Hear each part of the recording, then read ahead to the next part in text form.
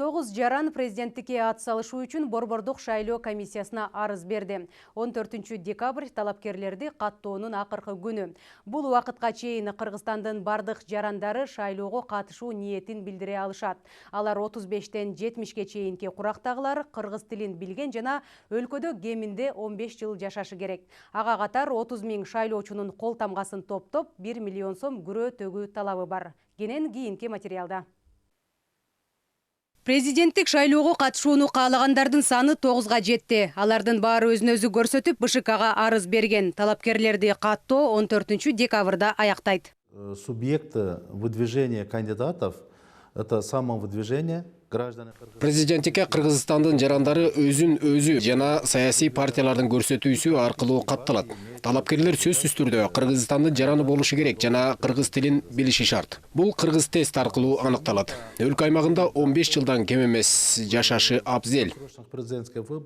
Президенттикке ат салышууну каалагандардын бардыгы каттала алышат. Алардын жашы 35-тен 70-ке чейин болушу абзел. Жогорку билим шарт эмес. 30 000 шайлоочунун кол тамгасын чогултуп, 1 миллион сом шайлоо күрөөсүн төгөт. Независимо от пола, независимо от улуту, жынысы, туткан динине карабастан бардык Кыргызстандын жарандары талапкер боло алат. Алар сөзсүз жогорку билимге ээ болушу шарт эмес. Президенттикке талапкерлер 1 миллион сом күрөөнү төккөнүн тастыктаган маалымкатты документтердин топтомуна тиркейт.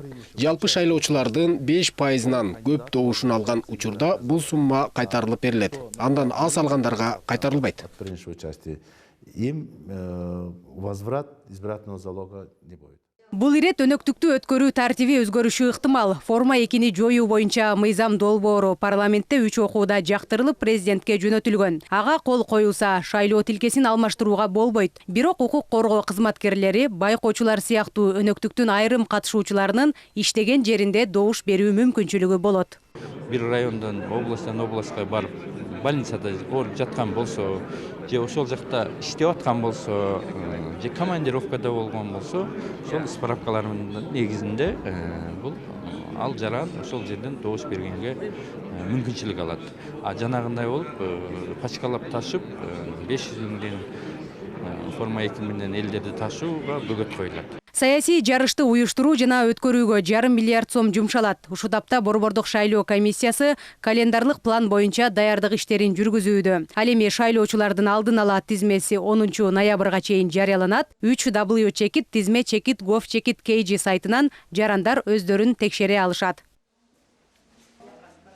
Саясий жарыштын ачык айкын өтүшүнө эл аралык жана жергиликтүү байкоочулар баам салып турушат. 15 декабрда үгүт иштери башталып, шайлоого 1 күн калганда токтотулат. Эске сала кетсек, мыйзамга ылайык Ажо 6 жылга шайланат, бир адам 2 жолу президент боло албайт.